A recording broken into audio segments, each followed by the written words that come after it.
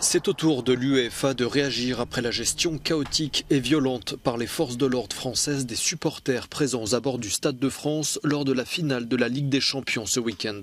L'instance européenne du football a annoncé ce lundi l'ouverture d'une enquête indépendante.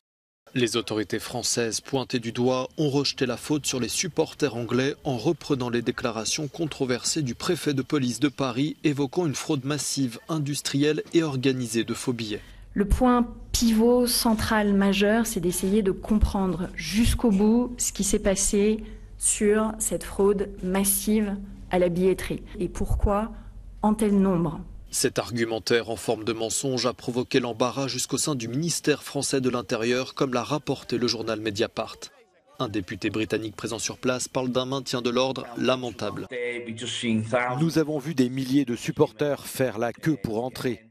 Aucun tourniquet n'était ouvert et tout ce que l'on pouvait voir autour du terrain, c'était des files d'attente massives. Personne ne pouvait accéder. Et la situation est devenue de plus en plus mauvaise. Nous avons été témoins de gaz lacrymogène de la police et de spray au poivre sur des personnes ayant des billets.